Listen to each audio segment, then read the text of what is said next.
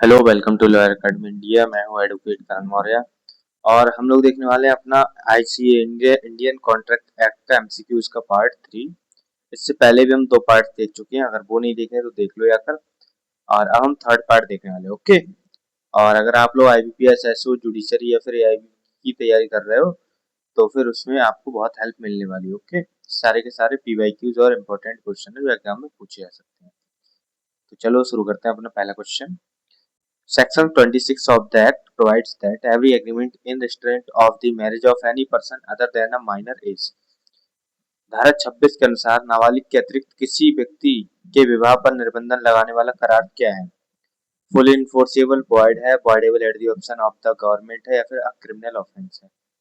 Answer दीजिए इसका 5 seconds में।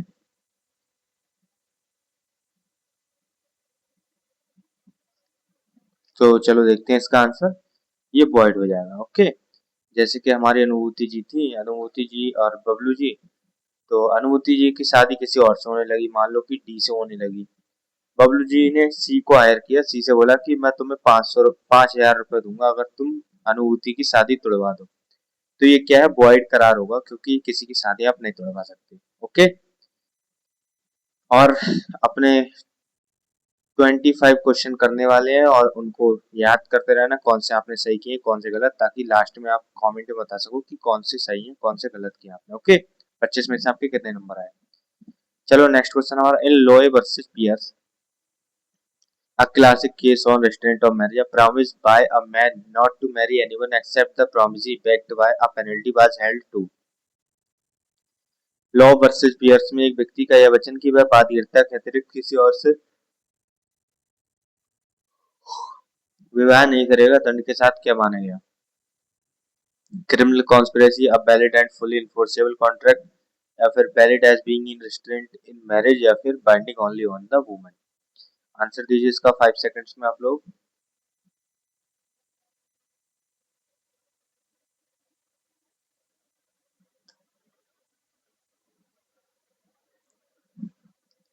तो आई होप सबको पता होगा इसका आंसर, केस कर लिया होगा।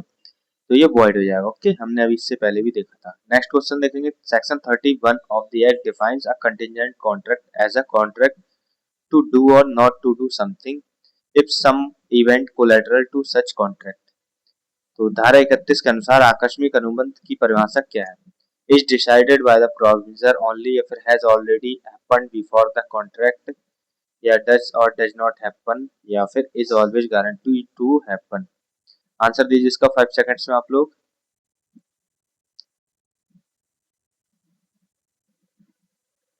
तो चलो देखते हैं इसका आंसर क्या है हमारा। इसका आंसर है does or does not happen.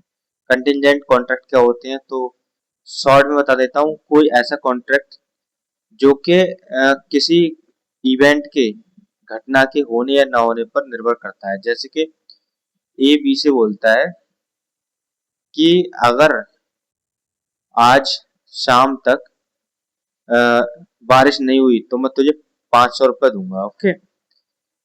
ये कहता है, तो ये क्या हो गया? कॉन्ट्रैक्ट हो गया। अभी कहता है ठीक है, और ये कॉन्ट्रैक्ट हो गया कि बारिश होगी या नहीं होगी। और ये इवेंट जो है हैपनिंग और नॉन हैपनिंग इवेंट है, ओके। और नेक्स्ट क्वेश्चन हमारा, section 32 of the act provides that contingent contracts to do or not to do anything if an uncertain future event happens can not be enforced by law unless. धारा 32 के अनुसार अनिश्चित भविष्य की घटना घटित होने पर आकस्मिक अनुबंध कब तक परिवर्तित नहीं किए जा सकते? द गवर्नमेंट अप्रूव्स इट, या फिर द इवेंट हैज हैपेंड, या फिर 1 year past regardless of the event, या फिर बोथ पार्टीज डाई? आंसर दीजिए इसका 5 सेकंड्स में आप लोग।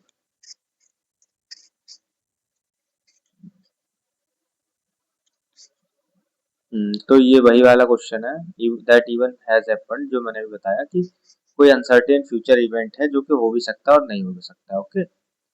नेक्स्ट क्वेश्चन हमारा, section 33 of the act provides that the contingent contracts to do or not to do anything if an uncertain future event does not happen can be enforced when?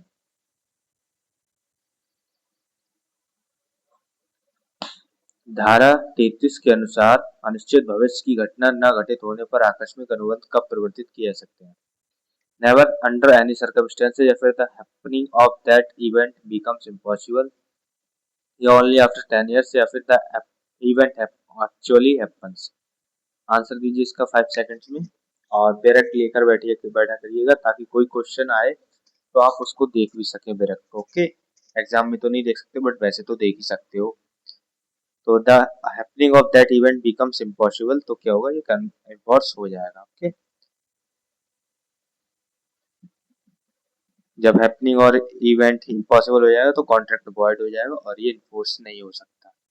Next question हमारा section 34 of that provides that if the future event on which a contract is contingent is the way in which a person act at an unspecified time, that event shall be considered to be become impossible when। धारा 34 के अनुसार यदि आकस्मिक घटना किसी व्यक्ति के भविष्य के आचरण से संबंधित हो तो वह घटना असंभव कब मानी जाएगी। Such person does anything which renders it impossible that he should so act within any definite time or otherwise then enters any further such contingencies। 1 year passes with no action, या फिर a notary certifies impossibility, या फिर the person dies of natural causes only। 5 seconds में इसका answer दीजिए आप लोग।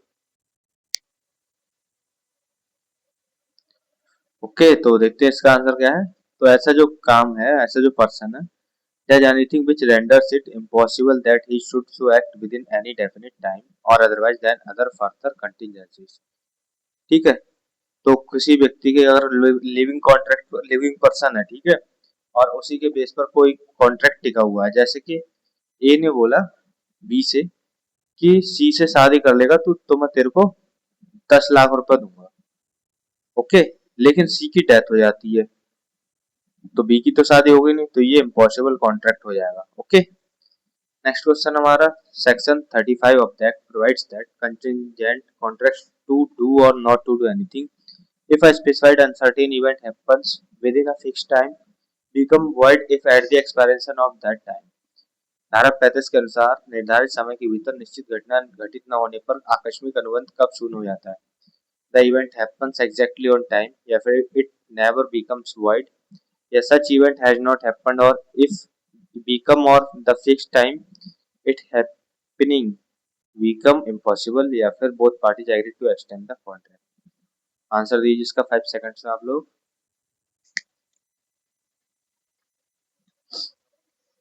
तो देखते हैं इसका आंसर क्या है हमारा। तो ये सच इवेंट जो नहीं हुआ है, और if before the time fixed it happening becomes impossible. ठीक है, टाइम एक्सपायर हो गया तो फिर इम्पॉसिबल हो जाएगा। नेक्स्ट क्वेश्चन देखेंगे section 36 of the act provides that contingent agreement to do or not to do anything if an impossible event happens are void होगा whether or not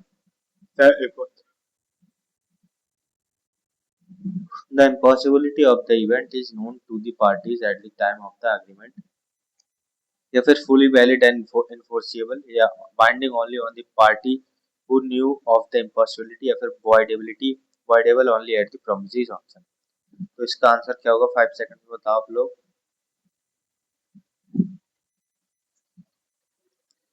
चलो देखते हैं इसका आंसर। तो ये void हो जाएगा। क्यों हो जाएगा, क्योंकि if an impossible event happen होगा और वो नहीं हो सकता। जैसे कि ए बी से कहता है मैं तुम्हें 5 लाख रुपए दूंगा अगर तुम 1 मिनट में 10 किलोमीटर दौड़ कर दिखा दो। नहीं दौड़ सकता, भी कोई दौड़ भी कोई भी नहीं दौड़ सकता 1 मिनट में 10 किलोमीटर, तो ये इवेंट इम्पॉसिबल है और ये वॉइड रहेगा। ओके, नेक्स्ट क्वेश्चन हमारा section 68 of the act a quasi contractual provision provides that if a person incapable of entering into contract is supplied by another with necessaries suited to his condition in life, the person who has furnished such supplies is entitled to be reimbursed from। धारा 68 के अनुसार असक्षम व्यक्ति को आवश्यक वस्तु प्रदान करने वाले को प्रतिपूर्ति किससे मिलती है। तो the suppliers on pocket with no recourse, या फिर the property of such incapable person, या no one there is no right to reimbursement, या फिर द गवर्नमेंट ट्रेजरी। आंसर दीजिए इसका 5 सेकंड में।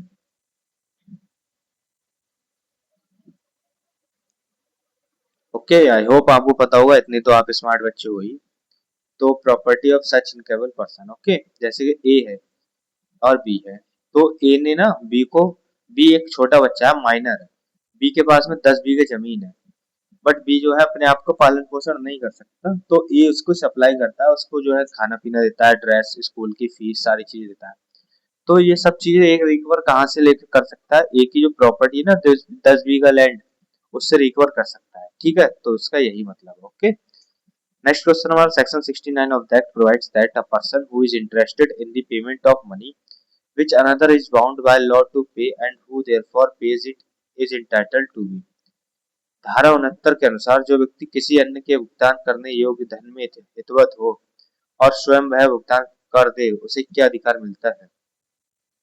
तो प्रोसिक्यूटेड फॉर इंटरफेरेंस, या फिर नथिंग एट ऑल, या फिर रिम्बर्स्ड बाय अदर, या फिर अ क्रिमिनल पेनल्टी। आंसर इसका दीजिए 5 सेकंड्स में आप लोग। आई होप आपको पता होगा इसका आंसर। नहीं पता है तो भी कोई दिक्कत नहीं, मैं बता देता हूँ आपको। तो इसका आंसर है रिम्बर्स्ड बाय द अदर। ठीक है, कैसे? मान लो कि ए है, ए के ऊपर बी भाई साहब का 5 लाख का है कर्जा। ठीक है, बी कह रहा है मेरा कर्जा दो, ये तो दे नहीं पा रहा है। सी भाई साहब आते हैं और सी कहते हैं ले भाई 5 लाख रुपए पकड़ अपना कर्जा। अब सी फ्री में तो देंगे नहीं किसी को पैसे, तो सी क्या करेंगे, सी इनसे रिकवर करेंगे कर्जा। ओके, अब वो कैसे रिकवर कर सकते हैं, प्रॉपर्टी से कर सकते हैं या फिर कैश ले सकते हैं, जो भी उनका सेटलमेंट होगा उस हिसाब से कर लेंगे, बट सी कर लेंगे जो सी अपना रिकवर करेंगे मनी किससे, ए से। ओके, नेक्स्ट क्वेश्चन हमारा section 70 of that provides that where a person lawfully does anything for another or delivers anything to him not intending to do so gratuitously and such other person enjoy the benefit thereof the latter is bound to। धारा 70 के अनुसार जब कोई व्यक्ति दूसरे के लिए बिना निःशुल्क करने के आशय से कुछ कर दे और दूसरा उसका लाभ उठाए, तो दूसरे व्यक्ति को क्या करना होगा, कंपनसेट करना होगा उस व्यक्ति को, या फिर report the matter to police, या फिर nothing the benefit is always free, या फिर ऑटोमेटिकली फॉरफिट द प्रॉपर्टी। इसका आंसर दीजिए आप लोग मेरे को कमेंट में। ठीक है, अगर आपको कोई, आप बैठे हुए हो, कोई आता है और एक मोमोज की प्लेट लेकर और आपको पकड़ा देता है, आप वो सारे मोमोज खा जाते हो, उसके बाद आप क्या करोगे, वो कहता है भैया मैं दान थोड़ी कर रहा था, फ्री थोड़ी बांट रहा था, तुमने खाए क्यों। उसके बाद आप क्या करोगे, कंपनसेट करोगे उस व्यक्ति को, या फिर उसको एक प्लेट मोमोज पकड़ा दोगे, या फिर पुलिस को जाओगे, पुलिस में जाओगे, या फिर कुछ भी नहीं करोगे, फ्री खा जाओगे, या फिर उसकी जो प्रॉपर्टी है वो आपकी जब्त होगी।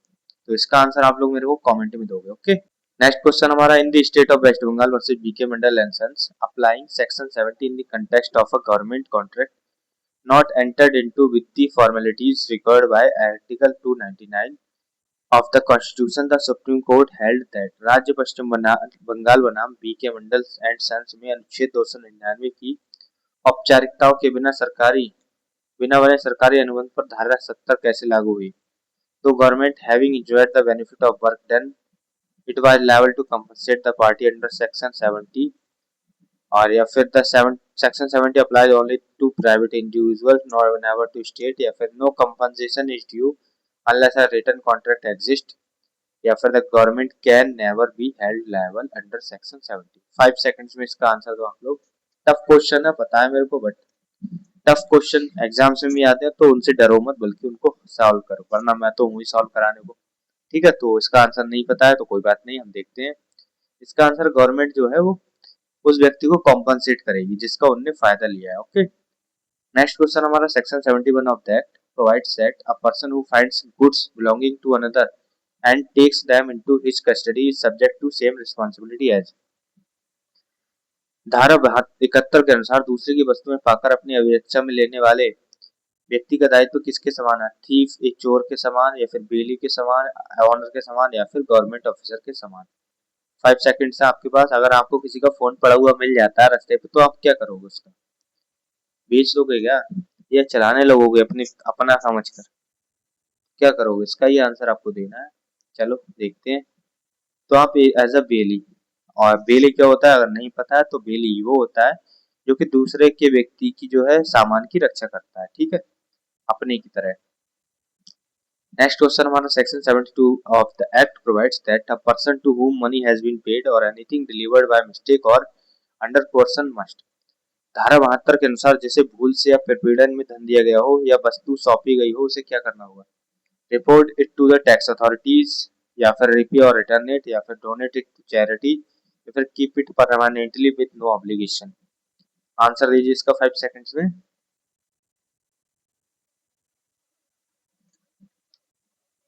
ओके, तो देखते हैं इसका आंसर। इसका रीपे या फिर रिटर्न करना पड़ेगा। नेक्स्ट क्वेश्चन हमारा, the provisions in section 68 to 62 of the act which impose obligations resembling those created by contract even without an actual agreement are commonly known as। धारा 68 से 72 के प्रावधान जो बिना वास्तविक करार के भी अनुबंध जैसी बाध्यता आरोपित करते हैं, सामान्यतः क्या कहलाते हैं? तो क्रिमिनल कॉन्स्पिरेसी, इंटरनेशनल ट्रीटीज, या फिर कॉन्स्टिट्यूशनल अमेंडमेंट, या फिर पॉलिसी कॉन्ट्रैक्ट कहलाते हैं। क्या कहलाते हैं बताइए 5 सेकंड में आप लोग। आई होप आपको पता होगा, वरना आप बेयर एक्ट खोलो और वहां से देखकर बता दो। ओके, तो देखें इसका आंसर, ये क्वाजी कॉन्ट्रैक्ट कहलाएंगे।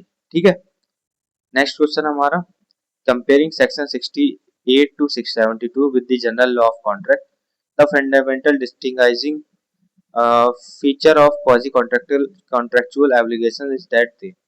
धारा 68 से 72 की अनुबंध विधि की सामान्य अवधारणा में तुलना में परिसंविदात्मक बाध्यताओं की मूल विशेषता क्या है?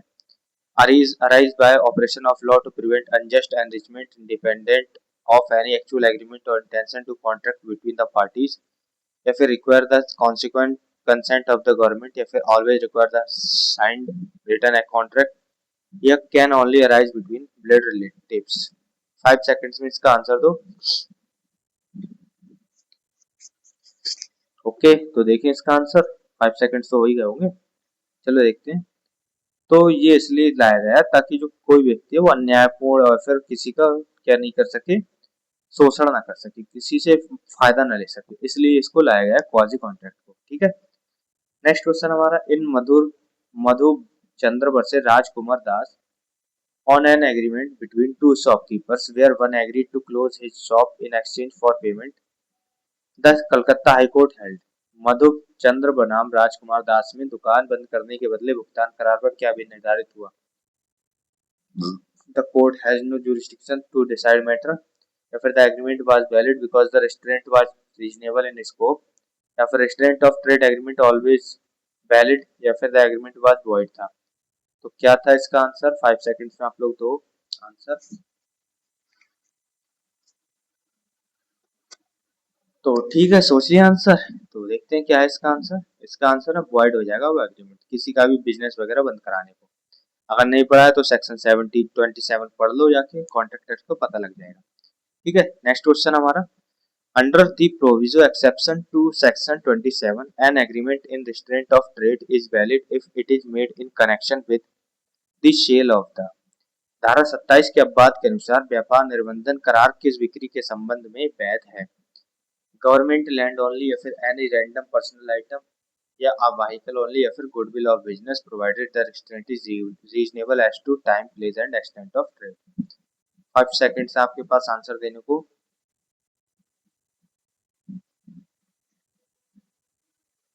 तो आपने आंसर सोच ही लिया होगा। चलो देखते हैं आंसर इसका क्या है। इसका answer goodwill of a business provided the restraint is reasonable as to time, place and extent of trade। चलो नेक्स्ट क्वेश्चन देखते हैं। Under section 32 read with illustration, if a contract to pay B a sum of money when B marries C and C dies without being married to B, the contract। धारा 32 के दृष्टांतों के अनुसार यदि A B को धन देने का वचन देता है जब बी सी से विवाह करे और सी बिना विवाह के मर जाए तो अनुबंध क्या होगा? Automatically transfer to his heir, या फिर remains enforceable for ever waiting indefinitely, या फिर बिकम अ क्रिमिनल मैटर, या फिर becomes a void because happening of event has become impossible. तो क्या आंसर होगा इसका? 5 सेकंड्स का आंसर। ओके, तो हमेशा तो वेट कोई नहीं कर रहा है, कोई नहीं करता है इस जीवन में हमेशा वेट तो। ठीक है, तो इसका आंसर होगा वॉइड। ठीक है, क्योंकि बी की डेथ हो गई, अब इंसान शादी करे किससे? कर भी लेगा बट इससे पैसे तो नहीं मिलेंगे, कॉन्ट्रैक्ट तो पैसे मिलने का हुआ था, तो वो वॉइड हो जाएगा। ठीक है, शून्य हो जाएगा। नेक्स्ट क्वेश्चन हमारा contingent contracts are commonly seen in which of the following types of everyday commercial transactions. आकस्मिक अनुबंध सामान्यतः किस प्रकार के व्यवसाय लेन देन में देखे जाते हैं? मैरिज सेरेमनीज ओनली, या फिर क्रिमिनल प्रोसिक्यूशन में, या फिर contracts of insurance and indemnity में, या फिर simple cash and carry retail sales with instant delivery. Answer दीजिए इसका 5 सेकंड में। तो चलो देखते हैं इसका आंसर क्या है हमारा। इसका आंसर है contracts of insurance and indemnity. ठीक है, इससे एक चीज याद रखना, इंश्योरेंस लॉ अगर पढ़ा है तो उसमें देखना इंश्योरेंस लॉ में भी जो भी इवेंट इवेंट होते हैं वो अनसर्टेन इवेंट्स होते हैं। ठीक है, और हैपनिंग या फिर नॉन हैपनिंग ऑफ इवेंट पर इंश्योरेंस होता है, तो वो यहाँ से यहीं से आता है। ओके, नेक्स्ट क्वेश्चन हमारा अंडर सेक्शन 68, if a lunatic's property is used to reimburse a person who supplied him necessaries and the lunatic has no property at all, then धारा 68 के अनुसार यदि विक्षिप्त व्यक्ति के पास कोई संपत्ति ही ना हो, आपूर्तिकर्ता का क्या होगा? The contract becomes valid personal contract against the lunatic, या फिर the supplier bear the loss as reimbursement under section 68 is limited to the incapable person's property, या फिर the government must always personally pay instead, या फिर the supplier can imprison the lunatic। Answer इसका 5 seconds में देंगे आप लोग। अगर कोई व्यक्ति है जिस जो कि लुनाटिक है, मतलब विक्षिप्त है, पागल है, उसको आप पैसे वैसे दे रहे हो, खिला रहे हो, पिला रहे हो, बट उसकी संपत्ति नहीं, तो आप कहाँ से लोगे भाई? उससे रिकवर कैसे करोगे पैसे? तो जो है ये आपको ही लॉस करना पड़ेगा। अगर प्रॉपर्टी नहीं है तो भूल जाओ, फिर आपको कुछ मिलने वाला है। ओके, नेक्स्ट क्वेश्चन हमारा under section 70, for a claim to succeed it must be shown that the act was done lawfully, was not intended to be done gratuitously, and that the other person। धारा 70 के तहत दावा सफल होने हेतु दिखाना जरूरी है कि कार्य विधि पूर्वक किया गया, निःशुल्क करने का आशा नहीं था और दूसरे व्यक्ति ने नहीं क्या किया, never even knew that about the act, या फिर the was outside India at the time, या फिर enjoyed the benefit of the act or things so done or delivered, या फिर was a minor at the time। Answer दीजिए इसका 5 seconds में आप लोग।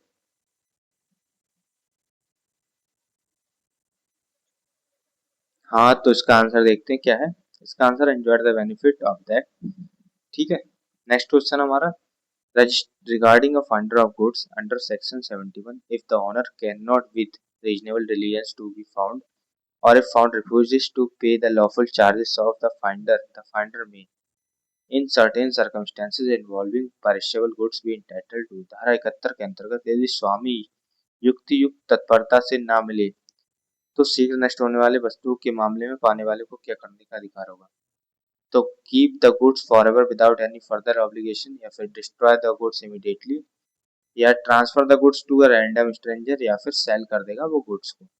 आंसर इसका 5 सेकंड्स में दीजिए आप लोग। ओके, तो आई होप आपको पता होगा कि क्या करना है इसमें। तो इसमें ना गुड्स सेल कर दिया है, क्योंकि पेरिसेबल गुड्स ना खराब हो जाएंगे, उससे अच्छा है कि वो सेल कर दिया और जब भी मालिक मिले तो उसको जो है पेमेंट दे दिया जाए। और लेकिन जो when the lawful charges amount to third of their value. ठीक है, जैसे कि 100 रुपए का गुड्स था और वो खराब हो रहे हैं, तो जब 75 रुपए की जब वो बचेंगे ना तो उनको बेच दिया जाएगा 75 रुपए में। ओके, टू थर्ड में बेच दिया जाएगा, टू थर्ड में नहीं, हाँ 66 रुपीज में बेच दिया जाएगा। ठीक है, नेक्स्ट क्वेश्चन हमारा under section 72, is it relevant whether the person who received the money by mistake acted in good faith.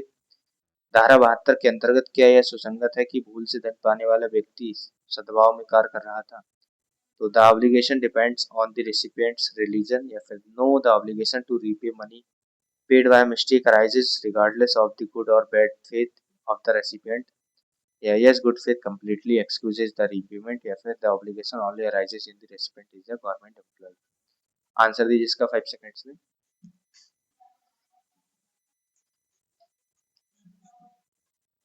Okay, answer सोच लिया?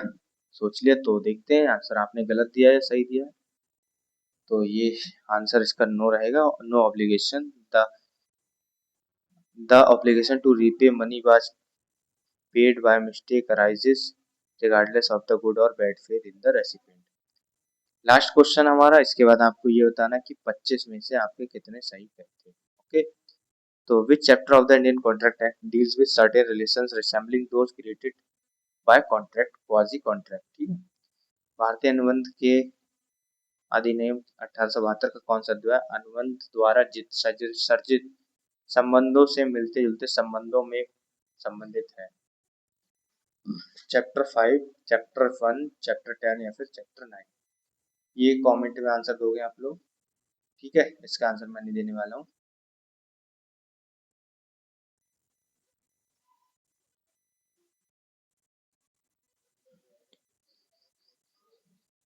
और एक अनाउंसमेंट है जो बोलने वाला हूँ, वो याद रख। अनाउंसमेंट ये, अगर आप लोग प्रिपरेशन कर रहे हो एआईबी जुडिशरी या फिर आईबीपीएस एसओ की, तो आपको अगर नोट चाहिए होंगे हिंदी इंग्लिश में, एमसीक्यूज और फिर मॉक टेस्ट, तो ये तीनों चीजें आपको मिल जाएंगी हिंदी इंग्लिश दोनों में। 20 मॉक टेस्ट इसके लिए, आईबीपीएस एसओ के लिए, 20 जुडिशरी के लिए, जस्ट 399। ठीक है, सारा का सारा मटेरियल आपको मिल जाएगा। जस्ट इस पे क्यूआर पे स्कैन करना है, पेमेंट करना है, या फिर इस नंबर पर पेमेंट करना है और स्क्रीनशॉट भेज देना है इसी नंबर पर। बाकी 1 से 2 घंटे में आपको पूरा सेट मिल जाएगा। ओके, बाकी वीडियो कैसी लगी बताना और क्वेश्चंस के आंसर देना जो मैंने पूछे कमेंट में। बाकी मिलते हैं नेक्स्ट पार्ट में। बाकी ठीक है, तब तक के लिए धन्यवाद।